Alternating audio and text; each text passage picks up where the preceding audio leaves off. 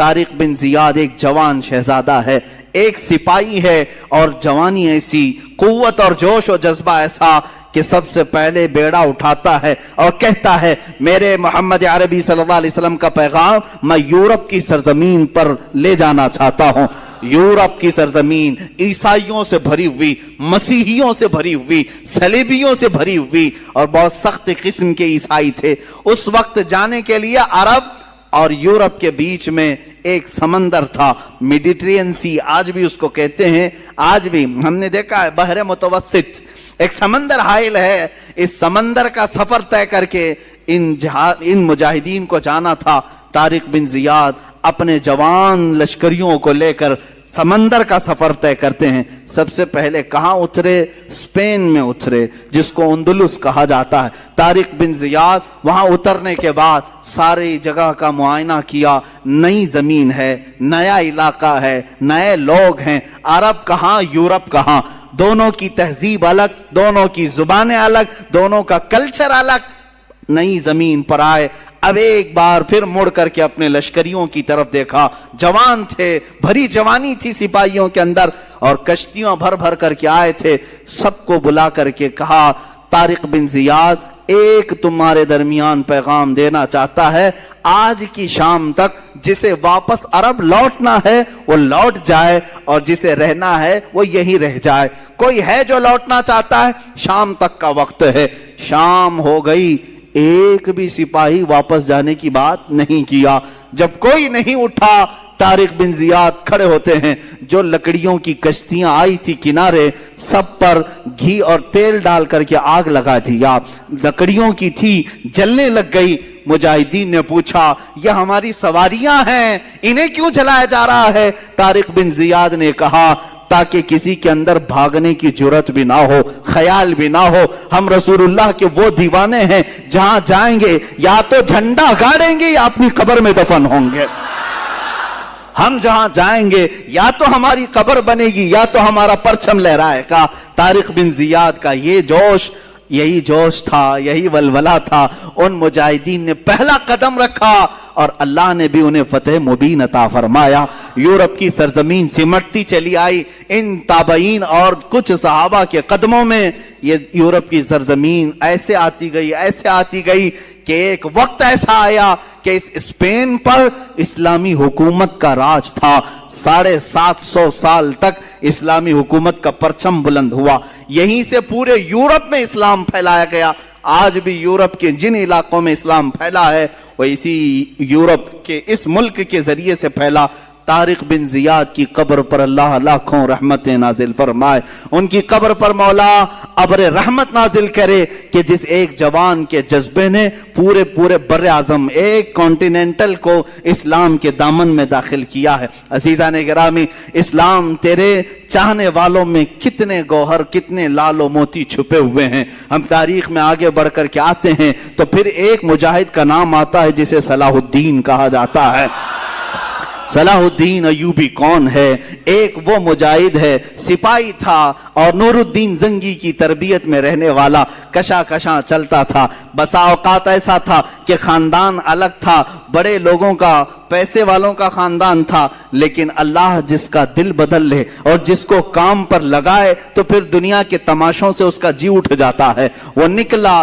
یہ وہ زمانہ تھا جب عیسائیوں نے بیت المقدس پر قبضہ کر لیا تھا، مسلمانوں پر پابندی لگائی تھی، قتل عام کیا تھا، فلسطین کو خون سے نہلا دیا تھا۔ اس وقت یہ خبریں پھیلتی تھی۔ بغداد میں کسی اور کی خلافت تھی، مصر میں کسی اور کی تھی، شام میں، یمن میں، عراق میں الگ الگ خلفاء موجود تھے، لیکن بس یہی کہ سو رہے تھے یا اپنے حرم خانوں میں عورتوں کو رکھے ہوئے۔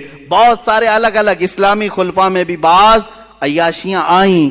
اس زمانے میں یہ اٹھتا ہے ایک سپاہی جس کی راتوں کی نیند بے قرار ہے اور اس کا چین و سکون ختم ہو چکا ہے۔ صرف ایک ہی سوچ کہ قبلہ اول اگر آج ان لوگوں کے ہاتھ میں ہے جہاں سے میرے آقا کی معراج ہوئی، جہاں میرے آقا نے ہزاروں انبیاء کی امامت کی، وہ اگر آج ہمارے درمیان نہیں ہے تو پھر ہماری کوئی عزت باقی نہیں ہے. یہ سوچ لے کر کے نکلا اور اس کے بعد مصر جب تشریف لائے, یہاں پر نور الدین زنگی کے انتقال کے بعد صلاح الدین ایوبی کو سپہ سالار بنایا گیا, مصر کا گورنر بنایا گیا. مصر کی گورنری آنے کے بعد سب سے پہلے قسم اٹھاتا ہے یہی صلاح الدین, کہتا ہے کہ اللہ کو گواہ بنا کر کہتا ہوں اس وقت تک چین سے اپنے گھر میں نہیں آؤں گا جب تک بیت المقدس میں اپنا مصلی نہیں بچھاؤں گا.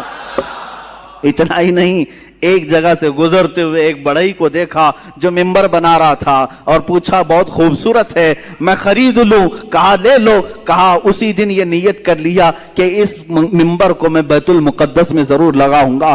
اور وہی ایک حوصلہ ہے, ایک عزم ہے. اور اس کے بعد نکلے, کتنی جنگیں ہوئی, کتنے مقابلے ہوئے, اللہ اکبر, کتنی راتیں یہ جنگلوں میں کاٹتے رہے, کتنے ان کے ساتھ ہیلے بہانے کیے گئے, اپنوں نے غداریاں کی, منافقین نے دھوکہ دیا.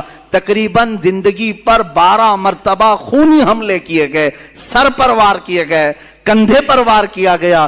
لیکن جسے اللہ رکھے اسے کون چکھے, اللہ جس کی حفاظت فرمائے. صلاح الدین ایوبی سے جو کام لینا تھا وہ کام لے کر رہا, رب تعالیٰ کی یہ منشا ہے. اس کے بعد ایک وقت وہ بھی آیا کہ صلاح الدین ایوبی کی تاریخ میں حیرت کی بات میں اگر آپ کو بتا دوں, ایک وقت ایسا بھی آیا کہ صلاح الدین کے پاس 12,000 کا لشکر تھا, سب سے بڑا لشکر ہے, 12,000 کا لشکر تھا.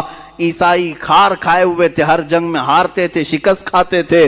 تو کیا کیا, صلیبیوں کے بڑے بڑے بادشاہوں نے اپنی فوجیں جمع کرنا شروع کی. اتنی فوجیں جمع کی کہ 4 لاکھ کو پہنچ گئی. اور وہ 4 لاکھ کی فوج جب مقابلے کے لیے نکل کر کے آئی, ملک شام کا علاقہ تھا, صلاح الدین سے کہا گیا اب یہ معرکہ خون ریز ہے, کیسے 4 لاکھ آ رہے ہیں, تمہارے پاس کیا ہے؟ 12,000. سب کو جمع کیا میدان میں. پوچھا صلاح الدین ایوبی نے کہ سنا ہے صلیبیوں نے, عیسائیوں نے 4 لاکھ کا مجمع جمع کر لیا ہے, یہ خونی جنگ ہو سکتی ہے, ہم 12,000 کی تعداد میں ہیں, چاروں جگہ سے اگر وہ حملہ آور ہو جائیں تو پھر ہم مٹھی بھر ہوتے ہیں, تمہارا کیا خیال ہے, ہم یہ چھوڑ کر چلے جائیں یا پھر میدان میں رہیں؟ فوجیوں نے جواب کیا دیا, وہ کہتے ہیں کہ ہم کسی ایرے غیرے کے سپاہی نہیں, ہم صلاح الدین کے سپاہی ہیں.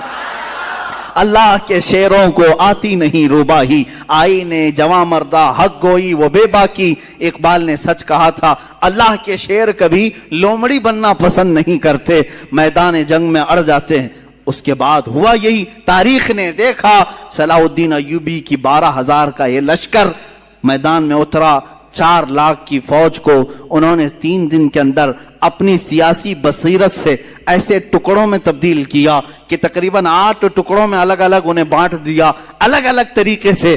اور مقابلے کے بعد تاریخ نے آج, یہ میری اپنی لکھی ہوئی بات نہیں کہہ رہا ہوں, عیسائیوں کے جو بڑے مورخ ہیں, تاریخ داں ہیں, انگلینڈ کے جو بڑے تاریخ داں ہیں, انہوں نے لکھا ہے کہ 4 لاکھ کی ہماری فوج کو صلاح الدین نے دھول چٹا دیا, دھول چٹا دیا, سب شکست کھا کر کے چل پڑے. عزیزان گرامی, اسی صلاح الدین نے پھر بڑھتے بڑھتے بیت المقدس کا دروازہ بھی کھٹکھٹایا اور اللہ تعالیٰ نے فتح یابی عطا فرمائی. جس دن بیت المقدس فتح ہوا, ظہر کی اذان خود صلاح الدین ایوبی نے دی ہے اور نماز بھی پڑھائی ہے. اس کے بعد ایک بہترین خطبہ بھی دیا اسی منبر پر کھڑے ہو کر کے.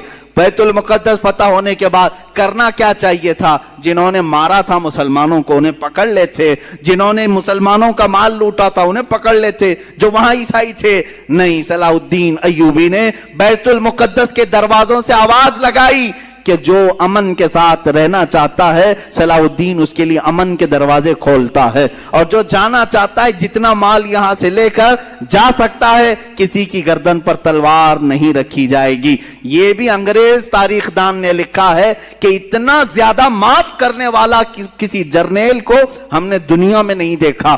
اور وہ ملک ناروے, جہاں پر کٹر لوگ رہتے ہیں, ناروے اور ڈنمارک جیسے آج بھی یورپ کی کنٹریز ہیں, آپ کو حیرت ہوگی, انہوں نے اپنے ملکی قانون کے اعتبار سے صلاح الدین ڈے منانا شروع کیا. صلاح الدین ڈے منا رہے ہیں. ارے میاں تم کو کیوں صلاح الدین ڈے؟ وہ کہتے ہیں کہ ہم نے ایسا صلاح الدین دیکھا ہی نہیں ہے. یہ اللہ تعالیٰ کی طرف سے پیدا کیا ہوا مجاہد اعظم تھا۔ عزیزان گرامی، ان مجاہدین میں سے ہر ایک کی تاریخ کے لیے ایک الگ الگ عنوان چاہیے۔ مختصر میں عرض کر رہا ہوں صرف اس لیے کہ جوانوں میں ہمارے جذبہ بیدار ہو، تم اس بات میں فخر کرو کہ تم جن کے وارثین ہو وہ کوئی بزدل قوم کے ہیرو نہیں تھے۔ الحمدللہ ہماری تاریخ میں کوئی ایسا ایرا غیرہ اور نتھو کھیرا نہیں ہے۔ اگر ہم تاریخ اٹھائیں تو آج بھی لوگوں کے سروں پر بجلیاں کوندیں گی، بجلیاں کڑکیں گی، اس لیے کہ شاہ صلاح الدین ایوبی کے بعد ہم نے تاریخ میں یہ بھی دیکھا ہے جس نے 3 بر اعظم، تقریباً دنیا میں 7 بر اعظم ہے نا، کانٹیننٹل، افریقہ، ایشیا، یورپ، یہ جو 7 بر اعظم ہیں ان میں 3 بر اعظم کو اپنی طاقت اور اپنے اخلاق، اپنے کردار سے روشن کیا۔ اس ارطغرل غازی کو بھی ہم نے تاریخ میں دیکھا ہے، سلطان ارطغرل غازی رحمہ اللہ، ان کے جانشین سلطان عثمان غازی رحمہ اللہ، ان کی اولاد میں سلطان محمد فاتح رحمہ اللہ، ان کی اولاد میں سلطان عبدالحمید ثانی کو بھی ہم نے دیکھا ہے۔ ان کی مثالیں تم نہیں لا سکو گے۔ 3 بر اعظموں پر انہوں نے اسلامی عدل و مساوات کا درس قائم کیا ہے، اور ایسے نہیں ہیں کہ وائٹ ہاؤس میں بیٹھ کر کے سازشیں رچ رہے ہوں، بلکہ میرے عزیزو اللہ نے ان کو 3 بر اعظموں کی حکومتیں دی تھی، اس کے باوجود بھی رات کے وقت تنہائی میں جبہ پہن کر کے کسی روٹی بیچنے والے کی دکان میں کھڑے ہو جاتے اور 2 روٹیاں خرید کر لا کر اپنے گھر میں کھایا کرتے تھے۔ یہ بادشاہان اسلام بھی تھے، مجاہدین اسلام بھی تھے۔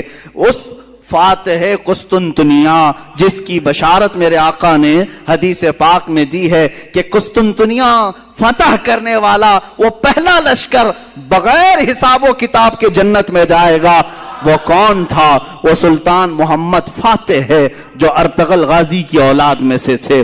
انہوں نے قسطنطنیہ کو فتح کیا۔ قسطنطنیہ اسی استنبول کو کہتے ہیں جہاں تاریخی ان کی بہت ساری چیزیں موجود تھی، کئی 100 سالوں سے موجود تھی، وہاں سے انہوں نے فتح کیا۔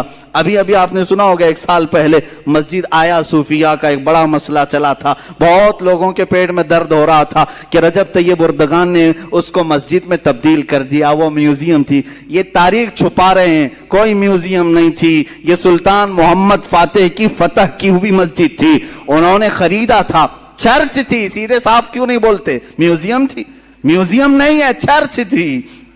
اور جب فتح یابی سلطان محمد فاتح کو ہوئی، سارے لوگوں نے دست بستہ کھڑے ہو کر کے وہ سب سپرد کیا تھا، چابیاں دی تھی، اس کی تحریر موجود ہے، دستاویزات موجود ہے۔ یہ تو ظالم خبیث عیاش مصطفیٰ کمال بادشاہ جو یہودیوں کی اولاد میں سے تھا، یہ سلطنت عثمانیہ کے ختم ہونے کے بعد جو یہودیوں کی طرف سے نافذ کیا ہوا کمال بادشاہ تھا، اس نے اس مسجد کو میوزیم میں تبدیل کر دیا تھا سن 1935 سے لے کر اب تک۔ ہاں یہ اور بات ہے کہ چاہے تم اپنے طاقت اور نشے میں کسی مسجد کو بدل بھی دو، انشاءاللہ رب تعالی وقت آئے گا پھر کسی نائب صلاح الدین کو ضرور پیدا کرے گا۔ ہاں اگر آج ترکی میں کوئی جوان شیر پیدا ہے، اس نے اگر مسجد میں تبدیل کیا ہے تو اللہ تعالیٰ کی طرف سے دیا ہوا اس کو یہ انعام ہے، اور ہم بھی انتظار کریں گے انشاءاللہ العزیز۔ جن مسجدوں کو تم نے آج ہڑپ لیا ہے اور یہاں غیر قانونی طریقے سے عمارتیں بنا کر کے اپنے بھگوا جھنڈے لہرانے کی کوششیں کرتے ہو، 100 سال گزر جائیں، 200 سال گزر جائیں، ہم نا امید نہیں ہیں، ایک دن وہ آئے گا جب وہاں کی دیواروں سے بھی صدائے اللہ اکبر گونجے گی، اللہ اکبر کی صدا ضرور گونجے گی۔ اس لیے کہ ہم کسی کی ہڑپی ہوئی چیز کو مسجد نہیں بناتے، کسی کی زور زبردستی لی ہوئی چیز کو مسجد نہیں بناتے، بلکہ خوشی خوشی اگر کوئی لا کر دے رہا ہے تب بھی رسول پاک نے قیمت دے کر کے مسجد نبوی بنائی ہے۔ یہ تاریخ اسلام ہے۔ بہرحال مجاہدین کا کردار تھا، بات ہماری رخ پلٹ نہ جائے، مجاہدین ابھی ہماری فہرست میں ختم ہی نہیں ہوئے۔ ہم نے صلاح الدین کو याद किया है, हमने सुल्तान अर्तगल गाजी को, उस्मान गाजी को, अब्दुल हमीद सानी को याद किया। लेकिन मेरे अजीजों, ये नाइंसाफी होगी अगर मैं हिंदुस्तान के उन मुजाहिदीन को याद ना करूं जिन्होंने परचमे इस्लाम लहराया है और अदल व मसावत कायम किया है। उसमें से एक जवान शेर शहाबुद्दीन गौरी भी है, दूसरा जवान शेर महमूद गजनवी भी है, तीसरा जवान शेर औरंगजेब आलमगीर भी है। ये तीनों जुमले जो मैंने कहा, ये पेट में सीधे गड़ते हैं, आंखों में सीधे चुभते हैं, इसलिए कि ये नाम जल्दी कोई सुनना नहीं चाहता। इन जालिमों को पता नहीं है कि ये जुल्म के साथ आए हुए लोग नहीं थे। तुम तारीख तो जरा उठा के पढ़ो, कहां से अब नफरत के माहौल में जी रहे हो। हिंदुस्तान को आज चंद पाखंडियों के हवाले क्यों कर दिया जो जहर घोल रहे हैं। हिंदू मुस्लिम फकत कट्टरता की बातें कर करके लोगों में नफरतें फैला रहे हैं, जिसकी वजह से बहुत सारे लोग अब ये माहौल को अपनाने लग गए हैं। मैं कहता हूं अक्लमंद आदमी वो है जिसे चाहिए कि वो खुद इस्लाम को पढ़े, मुजाहिदीन इस्लाम को पढ़े, हिंदुओं को भी पढ़े, उनकी मुकद्दस किताबों को भी पढ़े, फिर फैसला करे। यानी कोई नफरत और तशद्दुद की बात नहीं है। ये आज जिस तरह से बेवकूफ बना रहे हैं, यहां हिंदू खतरे में है, हिंदू खतरे में, किन लोगों से खतरे में है? किन लोगों से खतरे में? 14% लोगों से खतरे में है, 14%, 15% लोगों से खतरे में है। अरे 20 लाख 25 लाख की आबादी हमारी बताई जाती है। 140 करोड़ की आबादी में, 140 करोड़ की आबादी में 20 लाख 25 लाख लोग, बाकी 100 करोड़ लोगों के लिए खतरा है। ये बनाया हुआ खतरा है और कुछ भी नहीं है, बनाया हुआ खतरा है। क्योंकि तुम्हें मालूम नहीं है, जिसको तुमने ऊपर बिठाया है वो कपड़े के सांप बहुत दिखाता है, हाँ प्लास्टिक के सांप दिखाता है, जिससे लोग डरते हैं। पकड़ लो तुम, पता नहीं चलेगा, कोई सांप काटने वाला नहीं। ये जितनी अपने मुंह से फेंकता है वो सब कपड़े के सांप हैं। या फिर ये लोग आज जो डरा रहे हैं खतरा है खतरा है, मैं उन हिंदुओं से भी कहूंगा जो सेकुलर दिमाग रखते हैं, इनकी बातों में आकर खामखा बेवकूफ न बनो। मुसलमान यहां पर कितने 100 सालों से है, 700 साल तक जब यहां इस्लामी हुकूमत रही तब हिंदू खतरे में नहीं थे, तब मंदिरें सलामत रही। कुछ हुआ मंदिरों को? हजार साल पुरानी मंदिर आज भी हिंदुस्तान में है कि नहीं है? तारीख जाकर के पूछ लो इनसे ही, सब मंदिरें मौजूद हैं। जब खतरा नहीं हुआ 700 साल हुकूमत में रहने के बाद, अब चलो आजादी के बाद 70 साल और भी गुजर गए, उस वक्त भी खतरा नहीं था। ये 2014 से खतरा बहुत बढ़ गया। क्यों? बेवकूफ बना रहे हैं, इन लोगों से खतरा बढ़ गया। अरे वो भी किन लोगों से खतरा बढ़ा? जिनका तुमने माल भी खत्म किया, इनकी कोई माशी हालत सही नहीं है, इनकी एजुकेशन में कोई नुमाइंदगी नहीं है। ये हमारी जमात जिसका रोना हम खुद रो रहे हैं। यहां तो हमारे सही से आधार कार्ड नहीं बने हुए हैं, सही से लोगों के पास खाने पीने की चीजें नहीं है। इस कौम को लेकर उतनी बड़ी कौम को डरा रहे हैं लोग, और वो डर भी रहे हैं, खौफ खा भी रहे हैं। मैं ये साफ कहूंगा, उन लोगों को चाहिए कि बेवकूफ ना बने। ये डरा करके अपनी सियासत करना चाहते हैं, रोटी सेकना चाहते हैं। और अगर तुम डरते हो और खौफ खाते हो तो फिर ये तुम्हारी मर्जी, क्योंकि हम मुसलमान हैं। अल्हम्दुलिल्लाह हम मुसलमान थे, हैं और रहेंगे। औरंगजेब रहमतुल्लाह ताला अलैह, शहाबुद्दीन गौरी, महमूद गजनवी, ये उन मुजाहिदीन के नाम हैं जिन्होंने तकवा और परहेजगारी के साथ अदल को कायम किया, इस्लाम के निज़ाम को भी कायम किया। आखिर में चलते चलते हम उस मुजाहिद आज़ादी को भी सलाम पेश कर लें जो हमारे इलाके से आता है, शहीद टीपू सुल्तान रहमतुल्लाह ताला अलैह। इसलिए कि मुहर्रम में उनकी क्यों ना याद करें, क्योंकि ये मुहर्रम शहीदों का महीना है। हुसैन आजम को जिस तरह हम अपनी कब्र में जिंदा मानते हैं, इसी तरह मैसूर के उस शेर को अपनी कब्र में हम जिंदा मानते हैं। और क्यों ना जिंदा माने, वो सबसे पहला तोप मैन है, वो सबसे पहला मिसाइल मैन है, सबसे पहले हिंदुस्तान को ताकत देने वाला, अंग्रेजों के खिलाफ लड़ने वाला है। तुम्हारे भौंकने से कुछ नहीं होगा, वो कल भी सुल्तान था, आज भी सुल्तान है اور اللہ نے اسے سلطان نام سے بنایا تھا، وہ صبح قیامت تک انشاءاللہ سلطان ہی رہے گا۔ اللہ تعالیٰ ان کے اقبال بلند فرمائے، ان کے جانشین ہماری قوم میں پیدا فرمائے۔ مولا ہم سب کو مجاہدین کی وراثت عطا فرمائے، ہمارے دلوں کو مولا کردار غازیان اسلام عطا فرمائے۔ مولا ہم سب کو بزدلی سے بچائے، بزدلوں کی صحبت سے بچائے، صحابہ تابعین اولیاء کاملین کے نقوش پاکی عمل کی اور اقتداء کی ہمیں توفیق عطا فرمائے۔ وآخر دعوانا الحمدللہ رب العالمین۔